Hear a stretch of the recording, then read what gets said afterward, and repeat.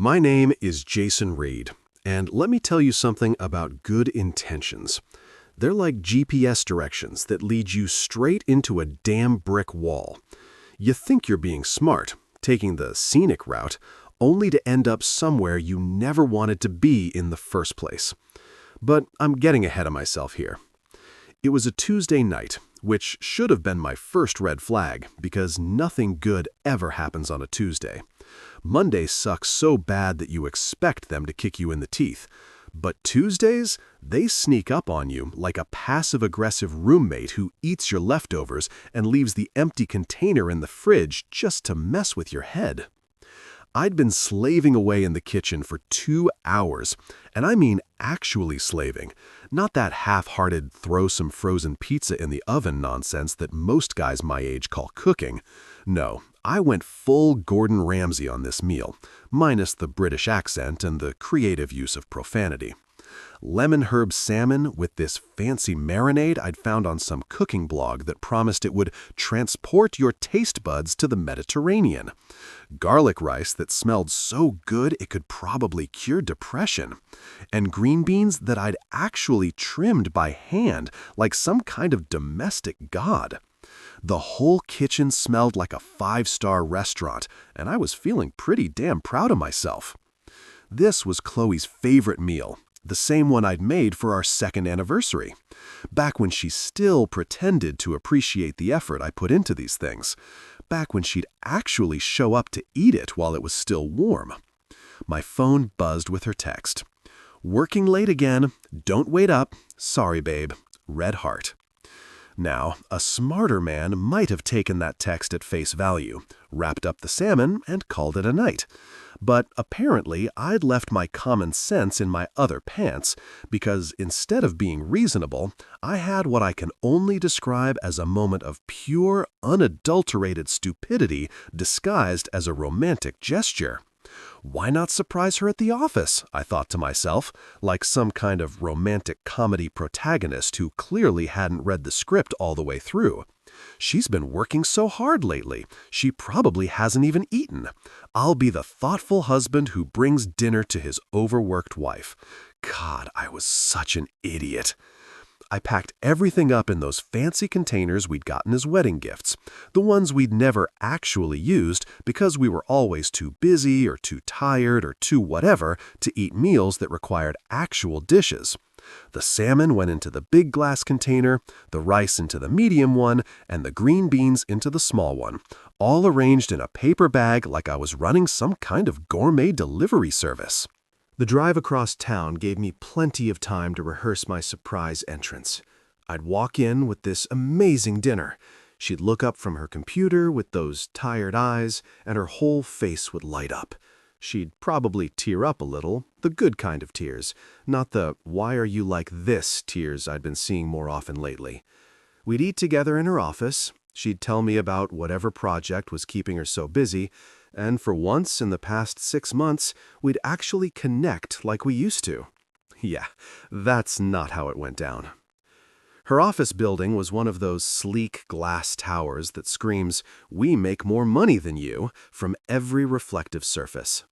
I'd been there maybe 3 times in the 2 years she'd worked there, and each time I felt like I needed a permission slip just to breathe the air. The security guard knew me by now. Nice guy named Frank, who always asked about my carpentry work and actually listened to the answers. "Evening, Mr. Reid," Frank said as I signed in. "Mrs. Reid's still upstairs, working late again, huh?" "You know how it is," I replied, holding up the bag. "Thought I'd bring her some dinner." Frank smiled. "She's lucky to have you. Elevator's to your right." The elevator ride up to the 14th floor felt longer than usual. Probably because I was bouncing on my heels like a kid on Christmas morning. The numbers ticked by, 8, 9, and I kept adjusting the bag, making sure everything was still warm, still perfect. 14, ding. The hallway was mostly dark, except for the emergency lighting and the soft glow coming from under a few office doors. Chloe's office was at the end of the hall, corner office with her name on a fancy brass nameplate that had cost more than most people's monthly grocery budget. I could see lights spilling out from under her door, could hear voices, Her voice and someone else's. Probably a conference call, I thought. She had been having a lot of those lately. I didn't knock. Why would I? I was her husband, bringing her favorite meal. I had every right to walk into my wife's office, especially when she was working late and probably hadn't eaten anything since her morning coffee and whatever sad desk salad she'd grabbed for lunch. I turned the handle and pushed the door open with my shoulder, already smiling, already preparing my surprise voice. And that's when my entire world decided to pack up and move to a different zip code. There she was, my wife, Chloe Reid, who wore my ring and shared my last name, and had promised to love, honor, and cherish me until death do us part. She was on her desk, not sitting at it, but actually on it, like it was furniture built for a completely different purpose. Her skirt was hiked up, her blouse was half unbuttoned, and her legs were wrapped around Mark Derwin, her boss. Mark freaking Derwin, the guy who looked like he'd stepped out of a men's cologne ad and probably spent more on hair products than I made in a month. His hands were on her waist, gripping her like she was something he owned, and her hands were tangled in his perfectly styled hair, while their mouths were locked together in the kind of kiss that definitely wasn't discussing quarterly reports. The bag slipped from my fingers. I didn't hear it hit the floor. Didn't hear the containers rattle. Didn't hear anything except the sound of my own heart trying to hammer its way out of my chest. Time did that weird thing where it stretches and compresses all at once. I was standing there for an eternity in no time at all. Neither of them saw me. They were too busy being the worst kind of cliché, too caught up in their little office romance to notice that the guy who'd been paying half of her car payment and all of the mortgage had just walked in on their private meeting. I didn't speak. What was I supposed to say? "Excuse me, you're sitting on my wife? Sorry to interrupt, but I brought dinner? Hey, honey, how was your day?" Instead, I did the only thing that made sense in that moment of complete senselessness. I turned around, walked out, and pulled the door shut behind me with the kind of quiet precision that comes from years of trying not to wake someone up when you come home late. The walk back to the elevator felt like swimming through concrete. My legs moved, but I couldn't feel them. The elevator arrived, the doors opened, I got in. Frank said something to me on the way out, but it sounded like he was talking through water. I got in my truck, started the engine, and drove home through the same streets I'd driven 20 minutes earlier when I was still stupid enough to think that bringing your wife dinner was a romantic gesture instead of the setup for the worst punchline of your life. You know what they don't tell you about having your life implode? It's not dramatic like in the movies. There's no swelling orchestral music, no dramatic monologue, no slow-motion breakdown in the rain. Nope.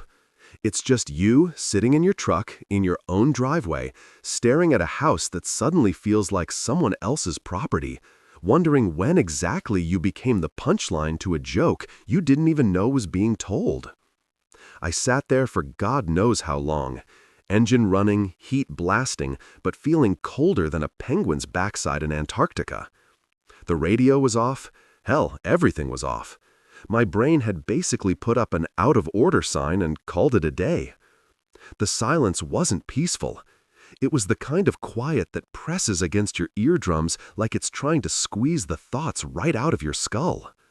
My hands were still gripping the steering wheel like it was the only thing keeping me from floating away into space. White knuckles, cramped fingers, the whole 9 yards. I kept replaying what I'd seen like some kind of masochistic highlight reel. Chloe on that desk, Mark's hands on her waist, the way she'd kissed him like she meant it, like she'd been thinking about it all day, like maybe she'd been thinking about it for months. How long had this been going on? That was the question that kept circling my brain like a vulture. Was this the first time? The 10th? Had they been planning this? Or was it some spur-of-the-moment thing that just happened to coincide with me deciding to play the devoted husband? And more importantly, how the hell had I been so blind? All those late nights, All those work emergencies, all those times she'd come home and gone straight to the shower, claiming she needed to wash off the stress of the day. Jesus Christ, I'd been living with a stranger for months and never even noticed. But here's the thing about rock bottom. Once you hit it, you've got two choices. You can lie there and let it crush you, or you can use it as a foundation to build something better. And sitting in that driveway feeling sorry for myself wasn't going to change the fact that my wife was probably still wrapped around her boss like a cheap suit. So I did what any reasonable man would do in this situation. I went full nuclear. First stop, online banking. Thank God for smartphones and mobile apps, because I was about to become the most efficient scorned husband in the history of scorned husbands. Every joint account we had, checking, savings, that little emergency fund we'd been building for our someday vacation to Europe, I transferred it all into my personal account, the one she'd never had access to, because, ironically, I'd wanted to keep some financial independence. Funny how that worked out. Then came the credit cards. Oh, Chloe loved those credit cards. Loved them like they were personal shopping assistants paid to make her happy. Well, guess what? Shopping spree's over, sweetheart. Every card she had access to canceled faster than you could say adultery. The joint cards, the ones where I'd added her as an authorized user, even that stupid store card she'd talked me into getting because it would save us money on home goods, all of them gone. My phone kept buzzing with confirmation texts and emails. Your card ending in 4782 has been successfully canceled. Account transfer of $47,332 has been completed. Each notification felt like a small victory, like I was finally doing something instead of just sitting there like a deer in headlights. But I wasn't done, not even close. The house keys were next. Now, I'm a carpenter by trade, which means I know a thing or two about locks and security. I'd installed our deadbolts myself, picked out the hardware, the whole deal, and now I was going to change every single one of them. I had a spare set in my truck. Always keep backup hardware when you're in the trades. And within 30 minutes, every lock on our house had been rekeyed. Then came the digital stuff. Email accounts, Netflix passwords, Spotify, Amazon Prime, that meal delivery service she was always using. I changed every single password on every single account that had my name or my credit card attached to it. She'd been locked out of our digital life as thoroughly as she'd been locked out of our physical one. My phone started ringing. Chloe. I watched it buzz on the dashboard. Her contact photo, some selfie we'd taken last Christmas where we both looked happy and in love, lighting up the screen. I let it go to voicemail. It rang again and again. By the fourth call, I just turned the damn thing off. That's when I realized I couldn't stay here. Not tonight. Maybe not ever.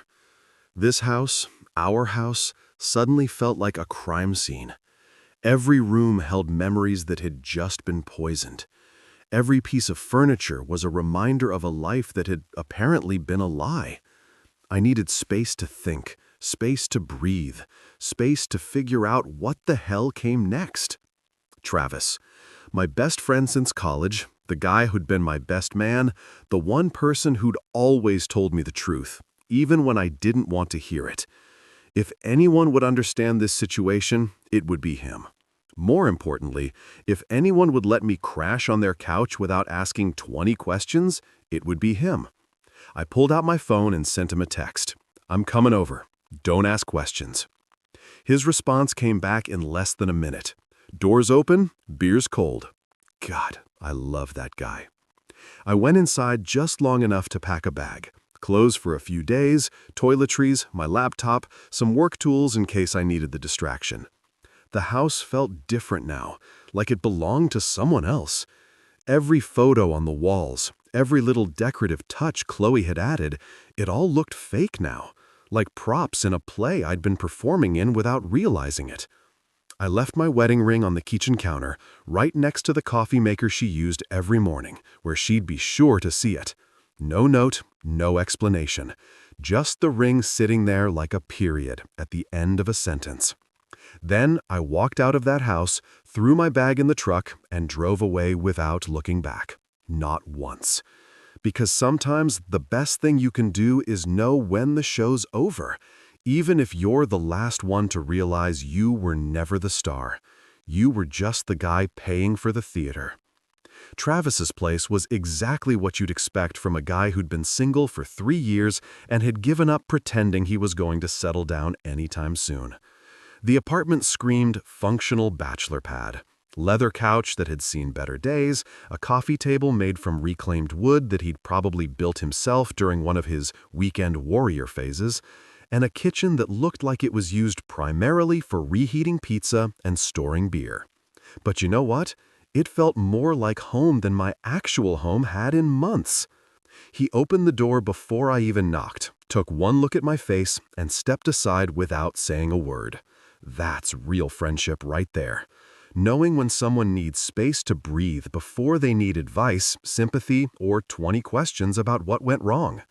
He just pointed toward the couch, disappeared into the kitchen, and came back with 2 ice-cold Budweisers. "Rough night?" he asked, settling into his recliner like we were just hanging out watching the game, instead of me having a full-blown life crisis in his living room. You could say that. I took a long pull from the beer and felt some of the tension in my shoulders start to loosen. Found Chloe playing tonsil hockey with her boss on her office desk. Travis nearly choked on his beer. Jesus Christ, man. Are you serious? Dead serious. Walked in expecting to surprise her with dinner, got surprised with dinner and a show instead. The sarcasm was coming easier now, like my brain was finally catching up to what had happened and defaulting to dark humor as a coping mechanism. He paused, clearly trying to find the right words. That's seriously messed up, dude. I'm sorry. Yeah, well, join the club. Population, me. I leaned back into the couch cushions and closed my eyes. But here's the thing. I'm not just sitting around feeling sorry for myself. I already started taking care of business. That got his attention. Travis sat forward, eyebrows raised. What kind of business?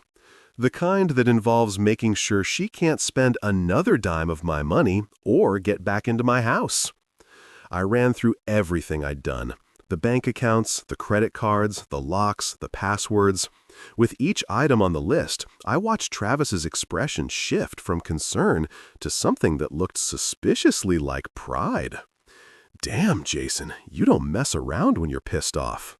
I'm not pissed off, I said, and realized I actually meant it. I'm done. There's a difference.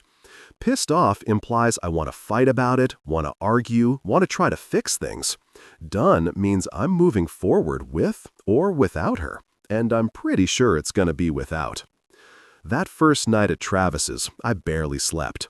Not because I was heartbroken, well, not entirely, but because my brain was running calculations like some kind of divorce algorithm. What assets did we have? What debts? How long would this take? What was I going to need to protect myself legally? By morning, I made a decision. I needed a lawyer. And not just any lawyer. I needed someone who specialized in making sure cheating spouses didn't get to profit from their betrayal. Lucky for me, Travis knew just the person. Camila Rivers, he said over coffee that actually tasted decent for once. She handled my sister's divorce 2 years ago. Complete shark in the courtroom, but fair. And she doesn't mess around with the emotional stuff. She focuses on results. Sounds perfect. Can you get me her number? 20 minutes later, I was dialing a family law office, expecting to leave a voicemail and wait 3 days for a callback like every other professional service in this city. Instead, Camila Rivers picked up on the first ring herself. Rivers Family Law, this is Camila. Miss Rivers, my name is Jason Reid. Travis Maxwell referred me. I need to file for divorce, and I need to do it right. Adultery? She asked, cutting straight to the chase. Among other things. Yeah, how long have you been married? 3 years. Any kids? No. Assets? House, joint savings, retirement accounts? Pretty standard stuff. When did you discover the affair? Last night. I checked my watch, 4 hours ago. There was a pause, and I could hear her typing. And what have you done since then? I told her everything. The financial moves, the locks, the passwords, the whole systematic dismantling of our shared life. When I finished, she was quiet for a moment. Mr. Reid, in 20 years of family law, I can count on one hand the number of clients who've shown this level of strategic thinking in the first 24 hours. Most people spend weeks crying into their coffee and making emotional decisions that hurt their case later. I'm not most people. No, you're not. And that's going to work in your favor. Can you be here at 2 today? I'll be there. Good. Bring everything. Bank statements, credit card records, mortgage documents, any evidence of the affair. We're going to make sure this divorce is clean, quick, and heavily weighted in your favor. What about her? Won't she fight back? Camila's laugh was sharp and confident. Mr. Reid, emotion doesn't win cases. Paper does. Documentation, evidence, financial records, that's what matters in a courtroom. And from what you've told me, you've got plenty of paper, and she's got plenty of explaining to do. One more thing, I said. I want this handled quietly. No drama, no public scenes. I just want out. Understood. We'll serve her professionally and proceed by the book. But make no mistake, quiet doesn't mean weak. We're going to protect you. I was making decisions instead of just reacting to Chloe's choices. I wasn't waiting around for her to come home and explain. Wasn't hoping we could work things out. Wasn't even particularly interested in hearing her side of the story. Travis came back from his morning run and found me sitting on his couch with my laptop, already working on organizing financial documents. How you feeling, man? Honestly, better than I have in a long time. I looked up from the screen. I think I've been waiting for an excuse to get out of that marriage for months. I just didn't want to admit it. Sometimes it takes getting hit by a truck to realize you were standing in the middle of the road. Yeah, well, this truck just did me a favor. Now I know exactly where I stand. And more importantly, I know exactly what I need to do about it. And for the first time since this whole mess started, I actually meant it. You know what's funny about betrayal? Just when you think you've hit rock bottom, life hands you a shovel and says, "Keep digging, champ. There's more down there." I'd been staying at Travis's for exactly 1 week, and I was finally starting to feel like I had some control over this situation. The lawyer was handling the paperwork. I'd successfully avoided all of Chloe's increasingly desperate phone calls, and I was even sleeping through the night without waking up in a cold sweat. That's when my phone buzzed with a message from someone I barely knew, Maya Shaw. I had to think for a minute before I could even place the name. She worked with Chloe, some kind of marketing coordinator or project manager. I think we'd met exactly once at the company Christmas party last year. She seemed nice enough, kind of quiet, the type who probably saw everything but didn't say much about what she observed. Not exactly someone I'd expect to hear from during my personal apocalypse. The message was short and to the point. You deserve to see this. Attached was a screenshot that made my blood run colder than a polar bear's lunchbox. It was a text conversation between Chloe and Mark, and the timestamp showed it was from 3 weeks ago. 3 weeks! While I was cooking her favorite dinners and asking about her day and generally being the world's most oblivious husband, she was having text conversations that read like a masterclass in calculated manipulation. When are you going to tell him? Chloe. Not yet. The mortgage is almost paid off. Another 6 months, maybe 8. I hate this sneaking around. Just be patient. Let Jason pay off the house, then I'll file. Half of everything becomes mine anyway. What if he finds out? He won't. He's too trusting. Too busy trying to be the perfect husband to notice what's happening right under his nose. And after? After, we can stop pretending. I'll have the house equity, half the savings, alimony if I play it right. Then we can do whatever we want. I read it 3 times before my brain fully processed what I was looking at. This wasn't some spontaneous affair that had gotten out of hand. This wasn't a moment of weakness or a mistake or any of the other excuses people use when they get caught cheating. This was a plan, a calculated, cold-blooded, long-term plan to use me as a personal ATM while she built a new life with her boss. My hands were shaking so hard I almost dropped the phone. The betrayal I'd discovered a week ago suddenly felt like amateur hour compared to this. She hadn't just cheated on me, she'd been actively planning to financially ruin me while I paid for the privilege. Just let Jason pay off the mortgage, like I was some kind of useful idiot whose only purpose was to clear the debt so she could cash out. Too trusting. Too busy trying to be the perfect husband. Jesus Christ. She'd been laughing at me for months while I cooked her dinner and asked about her day and worried about why she seemed so distant lately. I forwarded the screenshot to Camila Rivers before I even finished reading it the third time. Her response came back faster than a NASCAR pit crew. This changes everything. Can you meet me in an hour? Travis took one look at my face when I showed him the screenshot and just shook his head. Man, I thought she was just cheating. This is next level evil. Yeah, well, apparently I've been married to a sociopath for 3 years and never noticed. I was pacing around his living room like a caged animal, my brain trying to process the full scope of what I just learned. How long do you think this has been going on? The planning? I mean, based on this conversation, months, maybe longer. Travis was reading over the messages again, his expression getting darker with each line. Dude, she was never planning to stay married to you. This whole thing was just a business transaction to her. That hit me like a punch to the gut. But it also explains so much. The distance I'd been feeling, the way she'd seemed more interested in her phone than in conversation, the way she'd stopped talking about future plans or vacation ideas or anything that extended beyond the next few months. She hadn't been having marital problems. She'd been executing an exit strategy. At Camila's office, I felt like I was walking into mission control for the most important operation of my life. She had the screenshot printed out and spread across her desk alongside all the other documents we'd been gathering. Mr. Reid, this is what we call a smoking gun, she said, tapping the printout with her pen.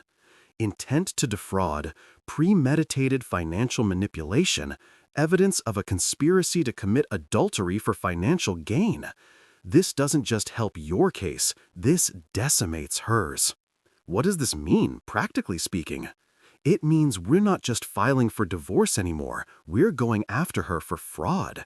She used deception to maintain access to marital assets while planning to leave the marriage. That's textbook financial abuse. Camila's smile was sharp enough to cut glass. In simple terms, she's not getting half of anything. If we play this right, she might be lucky to walk away with her car and her clothes. The house? The house she was planning to steal half of after you paid it off? She'll be lucky if she doesn't have to pay you damages.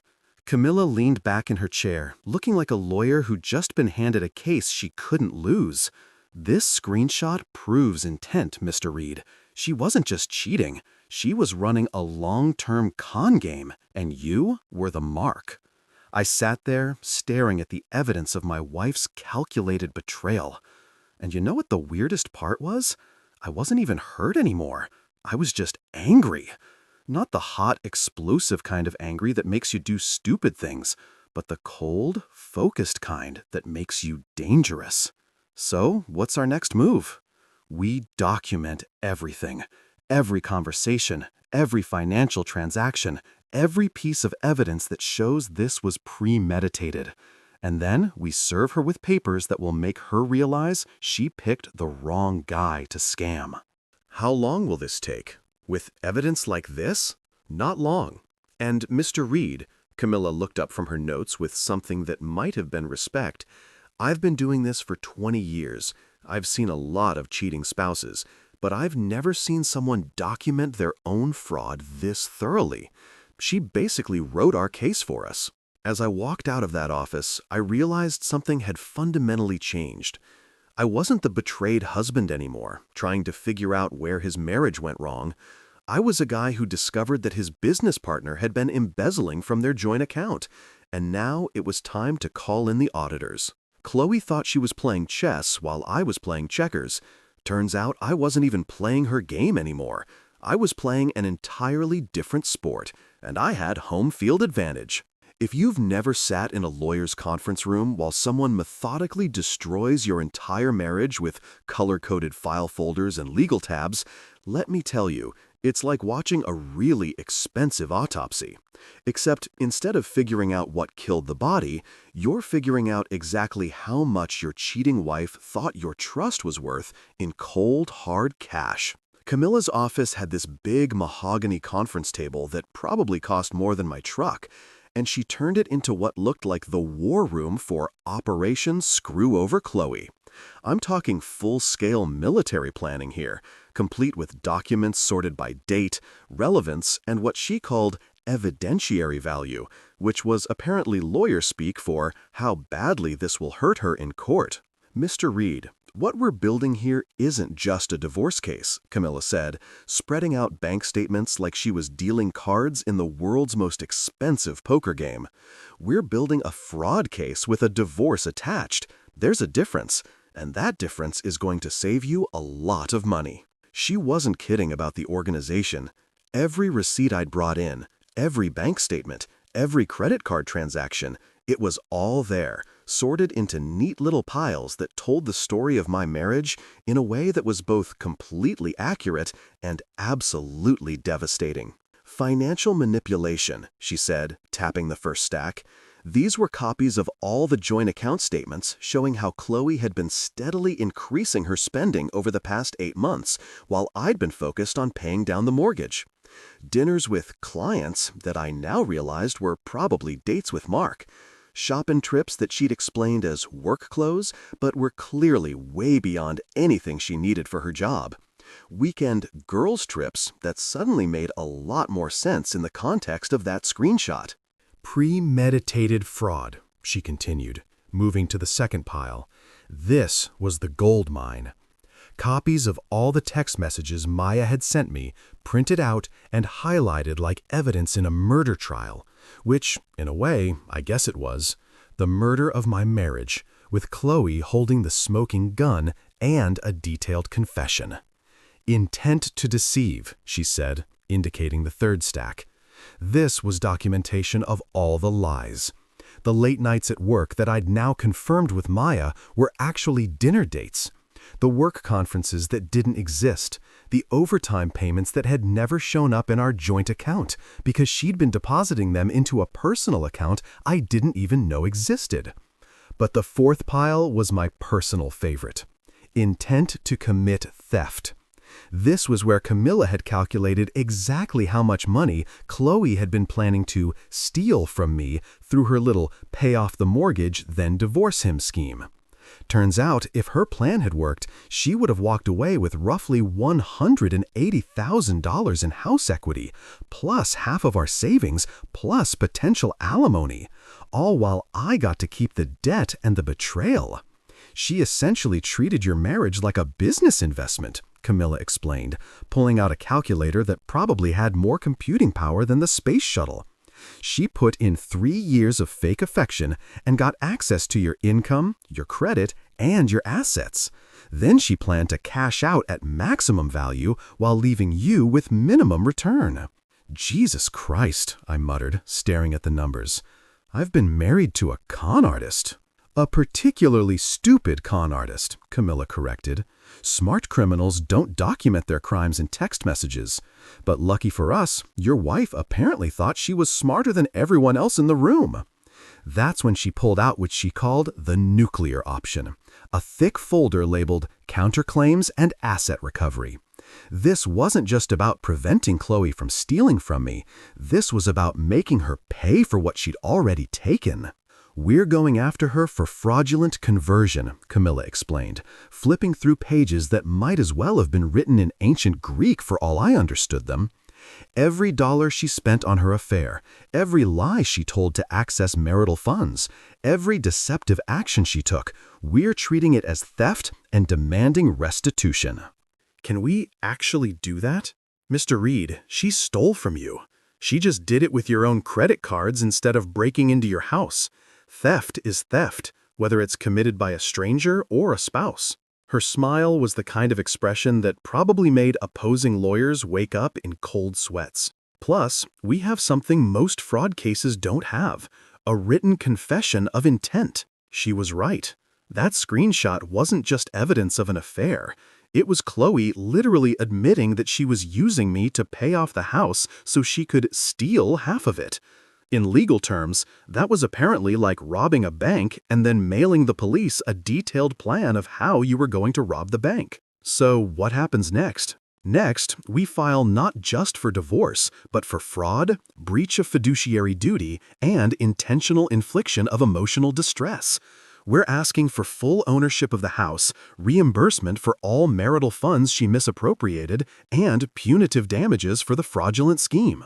Camila held up the screenshot. And if she fights it, with this, she can't fight it. The best she can hope for is that we don't pursue criminal charges for fraud. That stopped me cold. Criminal charges? What she did isn't just grounds for divorce, Mr. Reid. It's potentially criminal fraud. She used false pretenses to obtain and misuse marital assets with the intent to permanently deprive you of your property. That's textbook theft by deception. She paused, studying my expression. Now, we probably won't pursue criminal charges unless she forces our hand, but the possibility gives us significant leverage in negotiations. I sat back in my chair, trying to process the scope of what we were doing. A week ago, I thought I was just a guy whose wife was cheating on him. Now, I was apparently the victim of an elaborate financial crime that could send my wife to prison if we decided to push it that far. There's one more thing, Camila said, pulling out a final document. We need to discuss your emotional state. Courts take intentional infliction of emotional distress seriously, especially when it's this calculated. The fact that she planned this betrayal for months, used your trust against you, and documented her intent to defraud you, that's not just adultery, that's psychological torture. I'm not looking for sympathy money, I said. This isn't sympathy money. This is holding her accountable for the full scope of what she did to you. She didn't just cheat, Mr. Reid. She systematically destroyed your ability to trust, your financial security, and your emotional well-being as part of a calculated plan to steal from you. That has value, and she needs to pay for it. Looking at that conference table covered with the evidence of my wife's betrayal, organized into neat little piles that told the story of how thoroughly I'd been played, I realized something important. I wasn't the victim anymore. I was the plaintiff. And apparently, I had one hell of a case. You know what's hilarious about people who get caught red-handed? They always think the problem isn't what they did, it's that they got caught doing it. Like somehow, if they can just explain themselves well enough, reality will magically rearrange itself to make their betrayal seem reasonable. Chloe apparently got the memo that I'd gone full nuclear on our marriage because my phone started buzzing like a hornet's nest about 2 days after Camila filed the papers. And I mean buzzing constantly. Texts, calls, voicemails, even a couple emails to accounts I'd forgotten she had access to. It was like watching someone try to put out a house fire with a squirt gun. Desperate, pathetic, and absolutely doomed to fail. The first wave was pure panic mode. Jason, please call me. We need to talk. I can explain everything. This isn't what you think. Please don't do this to us. Classic cheater playbook. Chapter 1. Deny, deflect, and hope your victim is stupid enough to believe that what they saw with their own eyes was somehow a misunderstanding. I didn't respond. Camila had been crystal clear about that. Silence is your strongest weapon, she'd said. Every word you say to her can potentially be used against you. Every word she says to you can potentially be used against her. Let her panic. Let her make mistakes. Let her dig her own grave with increasingly desperate messages. And boy, did she ever dig. By day 3, the messages shifted from panic to bargaining. I know you're hurt, but we can work through this. What we had was real, Jason. Don't throw it all away over one mistake. I'll quit my job. I'll do whatever it takes. One mistake? Like 3 months of planning to defraud me was just an oopsie? Like accidentally putting salt in the coffee instead of sugar. But here's where it got really interesting. Mark started texting me too. Because apparently when your affair partner's husband discovers your little scheme and lawyers up, the natural response is to reach out personally and try to smooth things over like you're all adults who can work this out over a beer. Jason, I want you to know that what happened between Chloe and me wasn't planned, it just happened. Right. It just happened for months with detailed text conversations about timing and financial strategy. Completely spontaneous, I'm sure. I never meant for anyone to get hurt.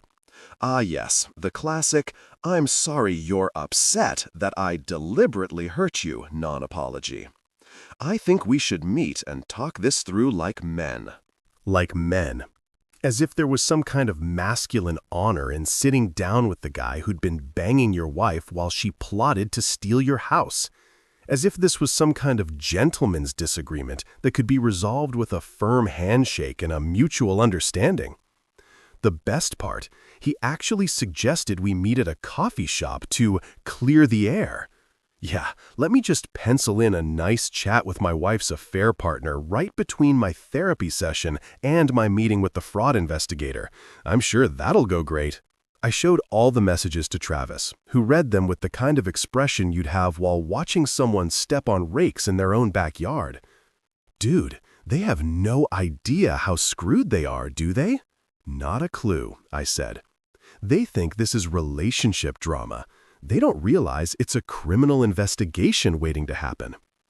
By the end of the first week, the messages had shifted again, this time to anger, which was actually refreshing because at least it was honest. You're being vindictive. This is excessive. You're destroying my career over a mistake. I never thought you were this cruel. Cruel? That was rich, coming from someone who'd spent months planning to financially ruin me while I cooked her dinner and asked about her day. But that's the thing about people who think they're smarter than everyone else. They genuinely believe that getting caught is unfair, like they deserve to get away with it because they'd put so much effort into the planning. The voicemails were even better. Chloe crying, begging, explaining that she'd just been confused and scared about our future. Mark leaving these weird, formal messages that sounded like he was reading from a script his own lawyer had probably written. I want to clarify that any relationship was never intended to harm your marriage. Like marriage is some kind of third party that can be injured independently of the people in it. Like he'd accidentally rear-ended my marriage in a parking lot instead of deliberately planning to steal half my assets while screwing my wife on her office desk. But the messages that really got to me were the ones where Chloe tried to rewrite history. You know our marriage hasn't been good for months. We've been growing apart anyway. I was going to talk to you about counseling. Suddenly, our entire relationship was retroactively terrible, and her affair was somehow a reasonable response to problems I didn't even know we had. That's when I realized something important. She actually believed this stuff. She'd rewritten our entire marriage in her head to justify what she'd done. And now she was genuinely confused about why I wasn't going along with her revised version of events. In her mind, she wasn't a scheming adulteress who planned to defraud me. She was a woman trapped in an unhappy marriage who'd found solace in the arms of another man. The cognitive dissonance was actually impressive. She'd managed to convince herself that planning to steal half my house after I paid it off was somehow morally superior to just asking for a divorce up front. Like the elaborate deception was actually a kindness, sparing me the pain of knowing she wanted out until after I'd served my purpose as her personal mortgage payment service.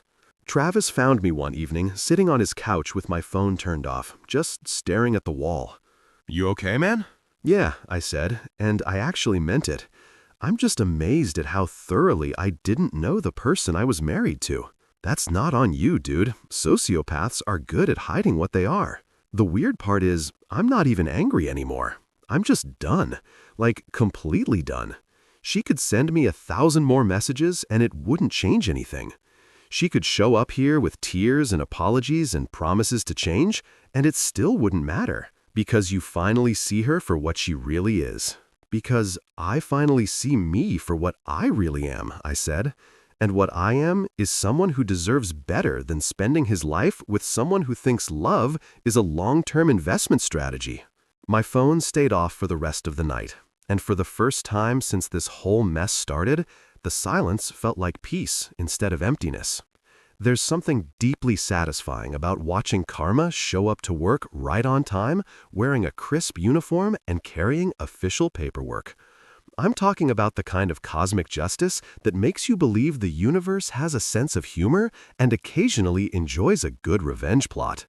Camila had called me 2 days earlier with news that made my week. The papers are ready, and I've arranged for service. Where would you like this to happen now? Most people would probably choose the safe, private option. Have the papers delivered to her house, maybe her car, somewhere discreet where she could process the shock without an audience. But here's the thing about being systematically betrayed by someone you trusted. It changes your perspective on what constitutes appropriate public behavior. Her office, I said without hesitation, during business hours. Make sure it's when people are around. There was a pause on the other end of the line. Mr. Reid, are you sure? That's going to be public. Camila, she screwed her boss on her office desk while I was home cooking her dinner. The public ship has already sailed. I'm just making sure it docks at the right port. I could almost hear her smile through the phone. I like your style. I'll arrange for service at 2 p.m. on Friday. Peak workplace visibility. The beauty of it was poetic justice at its finest. She'd chosen that office as the scene of her betrayal, so it seemed only fitting that it should also be the scene of her consequences. Plus, there was a certain symmetry to the whole thing. I'd walked into that building as the oblivious husband bringing dinner, and now I was going back as the plaintiff serving divorce papers for fraud. I didn't have to be there for the actual service, but wild horses couldn't have kept me away. I wanted to see her face when she realized that her carefully planned exit strategy had just become her entrance to legal hell. Call it petty, call it vindictive, call it whatever you want. I called it closure. I parked across the street from her office building at 1:45 p.m. and waited. The process server was a professional named Dave, who looked like he'd been delivering bad news for 20 years and had perfected the art of staying calm while other people's worlds exploded. He'd called to confirm the timing and location, and his instructions were simple.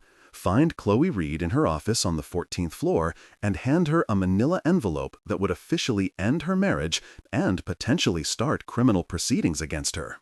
At exactly 2 p.m., I watched Dave walk through the glass doors of the building where my wife had planned my financial destruction.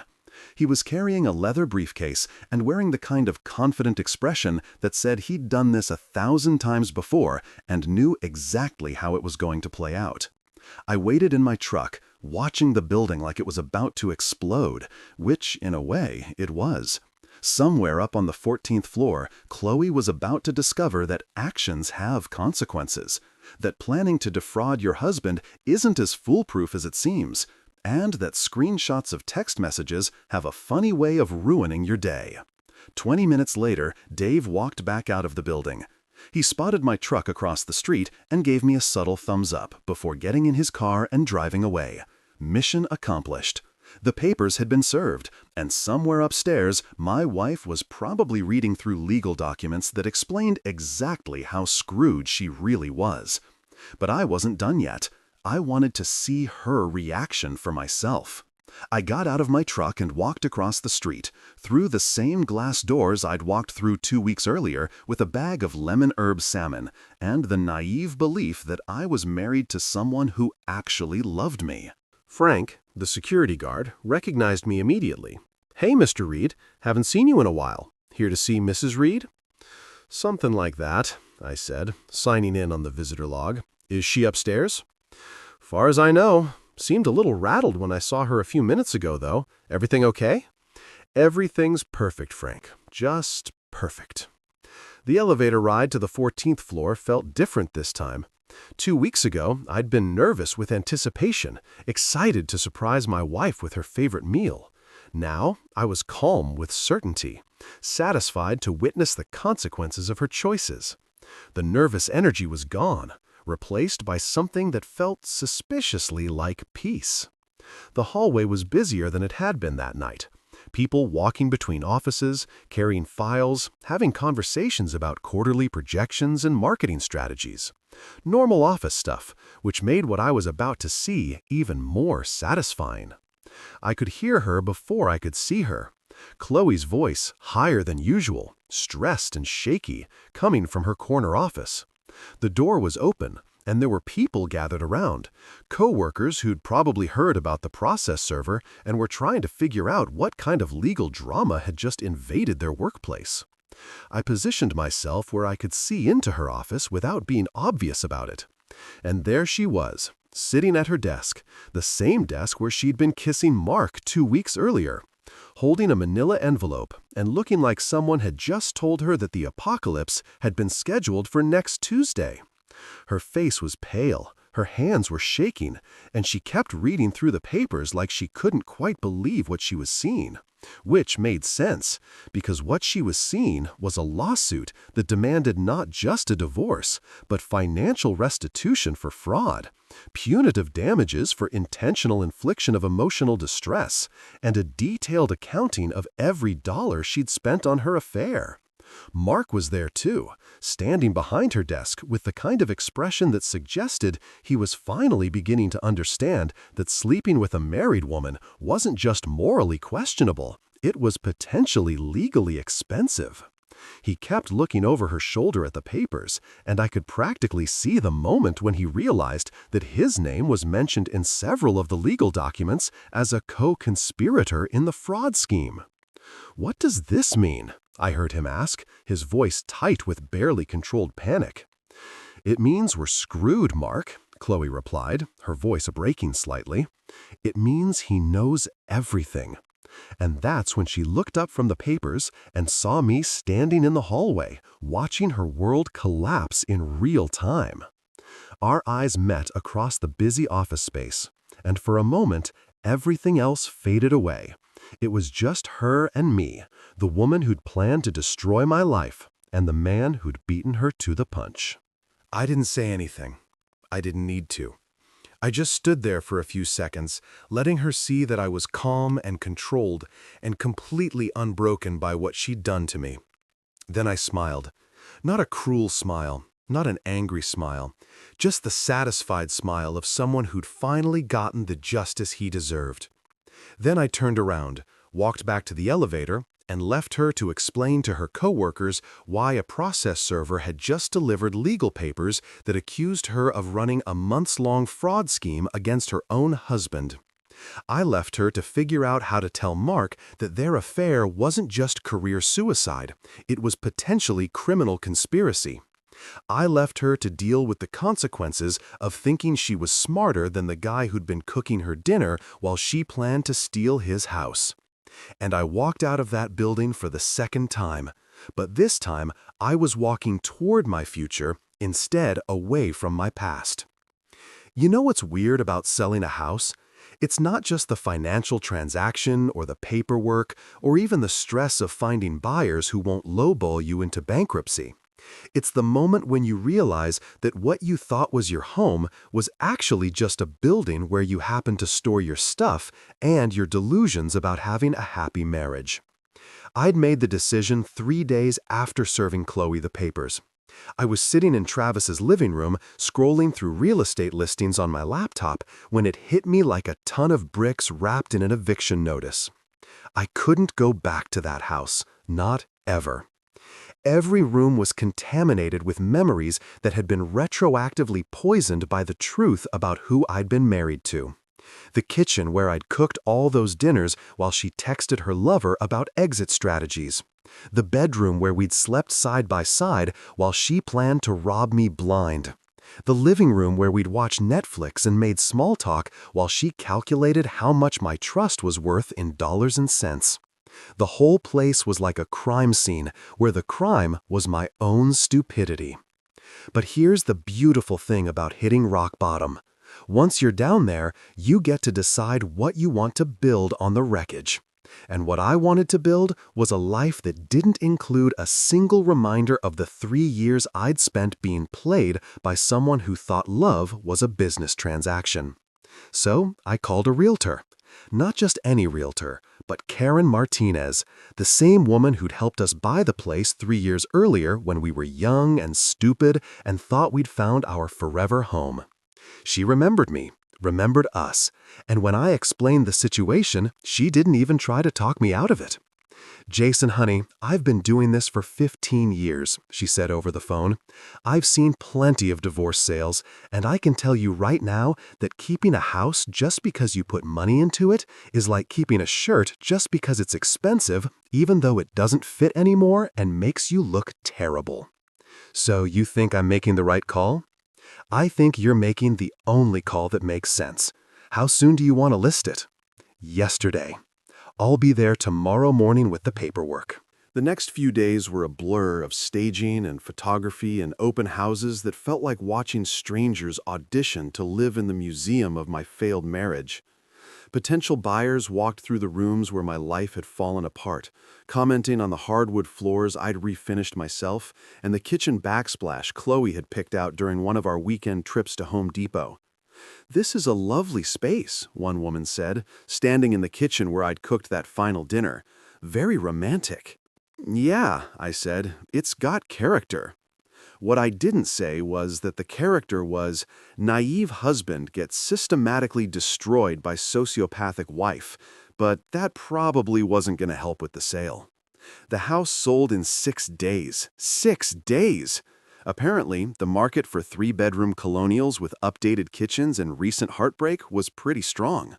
The buyers were a young couple who reminded me of Chloe and me 3 years earlier, full of plans and optimism and completely convinced that they'd found their happily ever after.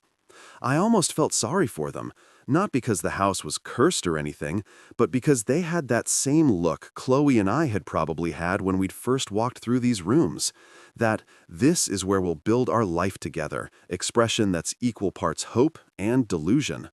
But hey, maybe they'd actually make it work. Maybe they'd actually love each other instead of using each other. Maybe their marriage would last longer than it took to pay off the mortgage. The closing was scheduled for 2 weeks later, which gave me plenty of time to pack up everything I wanted to keep and figure out what to do with everything I didn't. It's amazing how much stuff you accumulate when you think you're building a permanent life with someone. Wedding presents we'd never used, furniture we bought for rooms we'd planned to redecorate, pictures of trips we'd taken back when I thought her smiles were genuine. I kept the tools, obviously, my workshop equipment, my truck, my clothes, and exactly 3 pieces of furniture. The leather chair my dad had given me when I graduated college, the coffee table I'd built myself, and the bed from the guest room, because there was no way in hell I was keeping the mattress where my wife had probably been fantasizing about her boss while I slept next to her. Everything else went to charity, got sold online, or found its way to the curb with a free sign. The dining room set we'd saved up for, the living room furniture we'd picked out together, the decorative crap that had turned our house into what she'd called a home. All of it had to go. Not because I was being vindictive, but because keeping any of it felt like preserving evidence of a crime. The hardest part was the photos. We'd had pictures everywhere. Wedding photos, vacation shots, candid moments from before I knew I was living with a con artist. I spent an entire afternoon going through them, and it was like watching a documentary about someone else's life. There we were at the beach in Florida, looking happy and in love. There we were at my sister's wedding, dancing like we meant it. There we were on Christmas morning, exchanging gifts and acting like we had a future together. I kept exactly 1 photo, not because I missed her or missed what we'd had, but because I needed to remember what lies looked like when they were smiling at you. I needed a reminder that people can fake anything if the payoff is big enough. The rest went in the trash. Every single one. 3 years of documented deception straight into the garbage where they belonged. 2 weeks later, I sat in the lawyer's office, not Camila's office, a different one that handled real estate, and signed papers that officially transferred ownership of my former home to people who still believed in happy endings. The check I walked out with was substantial enough to give me options, which was more than I'd had when this whole nightmare started. That evening, I stood in the driveway of what was no longer my house, holding the keys I'd just handed over to the new owners. The place looked the same from the outside. Same mailbox, same front door, same windows that had witnessed the slow-motion destruction of my marriage. But it felt different. It felt like someone else's problem. I got in my truck and drove away without looking back. Not because I was too hurt to look, but because there was literally nothing behind me worth seeing. The house where I'd been lied to, cheated on, and financially manipulated was someone else's fresh start now. And for the first time in months, that felt exactly right. You know what's funny about starting over? You spend so much time planning your dramatic exit from your old life that you forget to plan your equally dramatic entrance into your new one. So there I was, officially divorced, financially intact thanks to Camila's legal wizardry, and completely homeless by choice, standing in the middle of downtown looking for an apartment like some kind of middle-aged college kid. The loft I found wasn't what you'd call luxury living, but it had 3 things going for it. Exposed brick walls that reminded me why I liked working with my hands, huge windows that let in enough light to make the place feel optimistic instead of depressing, and rent that wouldn't require me to eat ramen noodles for the next 5 years. Oh, and it was directly above a coffee shop called The Daily Grind, which sounded like either a great convenience or a guaranteed way to develop a caffeine addiction that would make my divorce settlement look like pocket change. The building was one of those converted warehouses that developers love to market as urban loft living to people who want to feel artistic without actually having to be artists. The kind of place where you pay extra for the privilege of hearing your upstairs neighbor's every footstep and pretending that exposed ductwork is a design feature instead of a cost-cutting measure. But it was mine. No shared mortgage, no joint lease, no our place that came with emotional baggage and bitter memories. Just my name on the lease, my deposit, my choice. After 3 years of everything being ours, the concept of mine felt revolutionary. I'd been living there for exactly 2 weeks when I first met Sierra Thorne. And let me tell you, meeting someone new when you're fresh out of a marriage that ended with fraud charges is like trying to date with a giant neon sign over your head that says, "Recently betrayed, handle with care."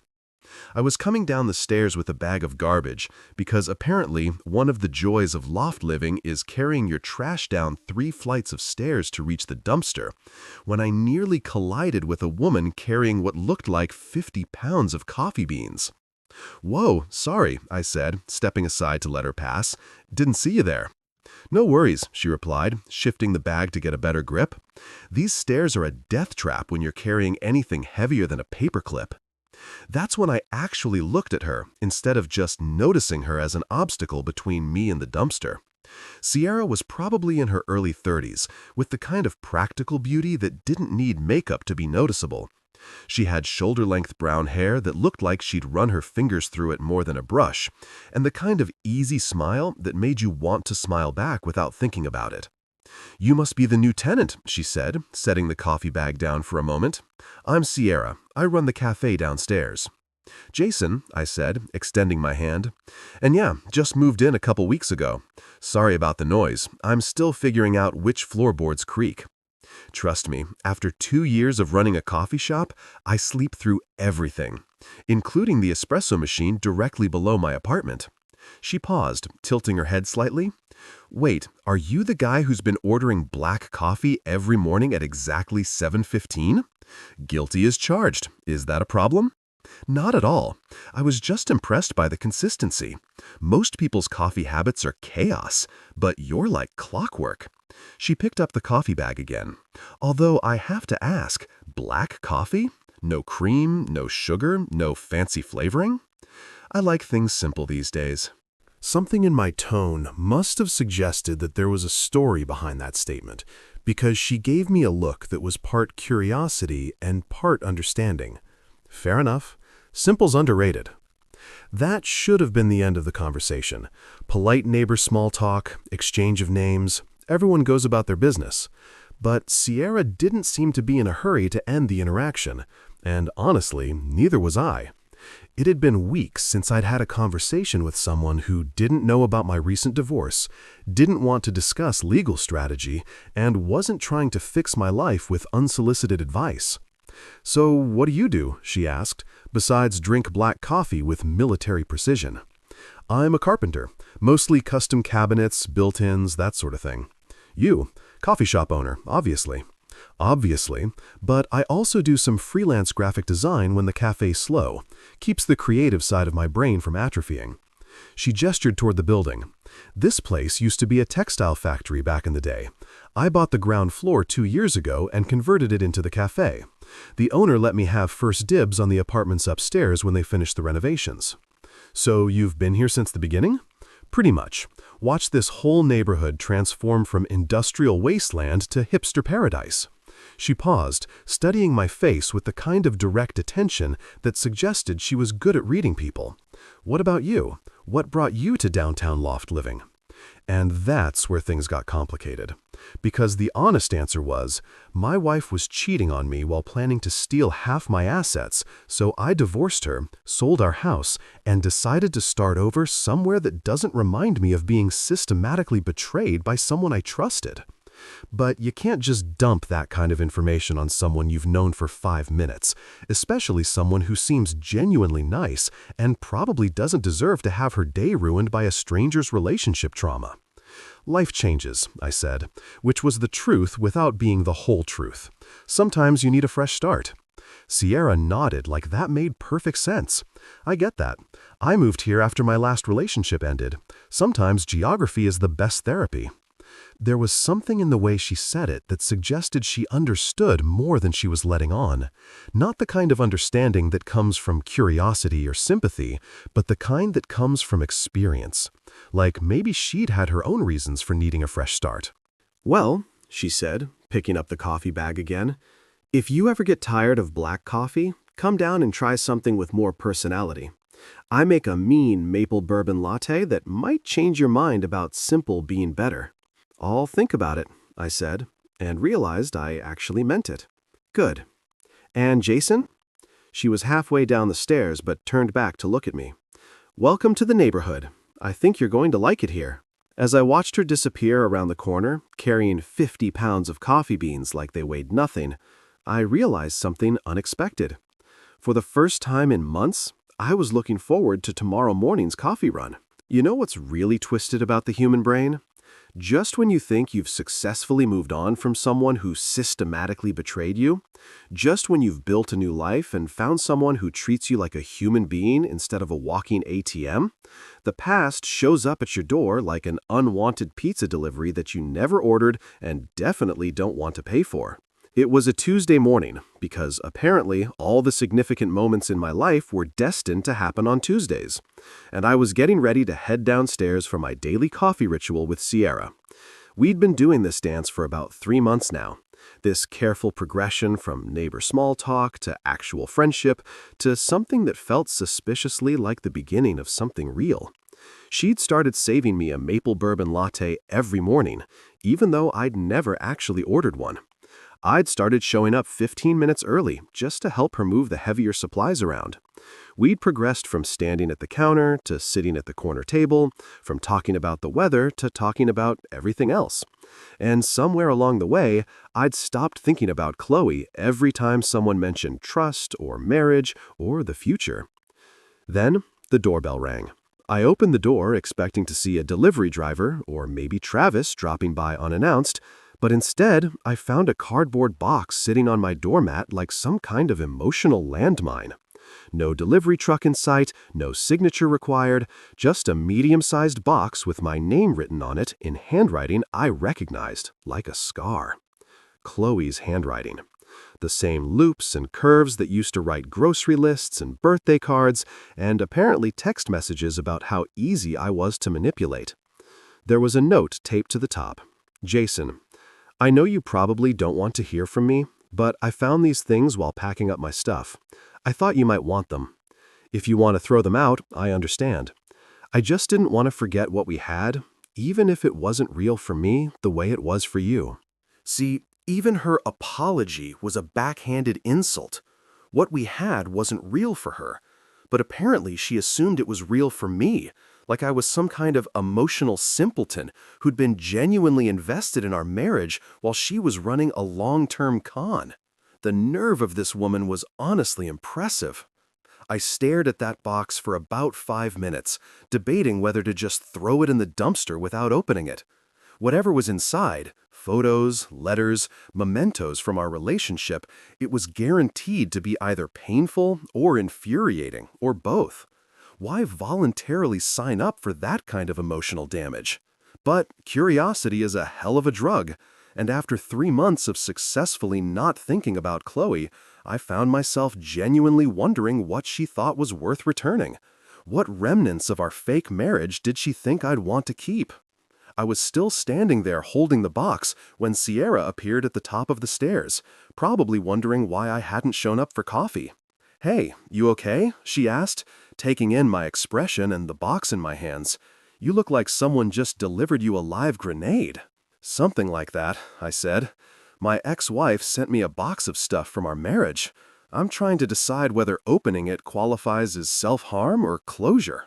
Sierra had heard the basic outline of my divorce story over the past few months. Not the gory details about fraud and manipulation, but enough to understand that my marriage had ended badly and that my ex-wife was, in Sierra's words, a piece of work who didn't deserve you. "You want some company while you decide?" she asked. "I can make us some coffee and provide moral support/voice of reason." "You don't have to do that. It's probably going to be weird and depressing." "Jason, I've been divorced too. I know what it's like to get unexpected packages from your past." She smiled, but there was something serious in her eyes. "Sometimes it helps to have someone else there to remind you that whatever's in that box, it's just stuff. It can't actually hurt you unless you let it." So that's how I ended up sitting on my couch with Sierra, drinking maple bourbon lattes at 10 in the morning while preparing to excavate the remains of my failed marriage. If someone had told me 6 months ago that this would be my life, I probably would have checked them into a mental health facility. I opened the box slowly, like it might contain something explosive, which, emotionally speaking, it probably did. The first thing I saw was photos, lots of them. Wedding pictures, vacation shots, random candid moments from 3 years of documented lies. There we were at the beach in Mexico, looking happy and in love. There we were at my nephew's birthday party, playing the part of the perfect couple. There we were on our first anniversary, exchanging gifts and acting like we had a future together. Looking at these photos now was like watching a movie where you know the twist ending. Every smile looked fake. Every tender moment felt calculated. Every expression of love seemed like an Academy Award-worthy performance in the category of Best Actress in a Long-Term Deception. "Wow," Sierra said, looking over my shoulder at a photo of Chloe and me at some work party. "She's beautiful." "Yeah, she is. Too bad her personality is uglier than a mud fence." Sierra laughed. "That's the spirit. What else is in there?" "Letters. Cards I'd written her for birthdays and anniversaries. A ticket stub from the first movie we'd seen together. A pressed flower from some romantic dinner I'd planned. All the little mementos that people collect when they think they're building something permanent instead of being systematically dismantled by someone who thinks love is a business transaction." At the bottom of the box was a letter addressed to me. Not a note like the one taped to the outside, but an actual letter, multiple pages sealed in an envelope. "You don't have to read that," Sierra said quietly. "Not today, not ever if you don't want to." "No, I think I do." I opened the envelope and scanned the first few lines. It was exactly what you'd expect.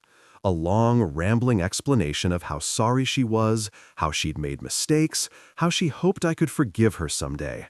The same self-serving nonsense she'd been texting me for weeks after I served her the papers. But here's the thing about closure.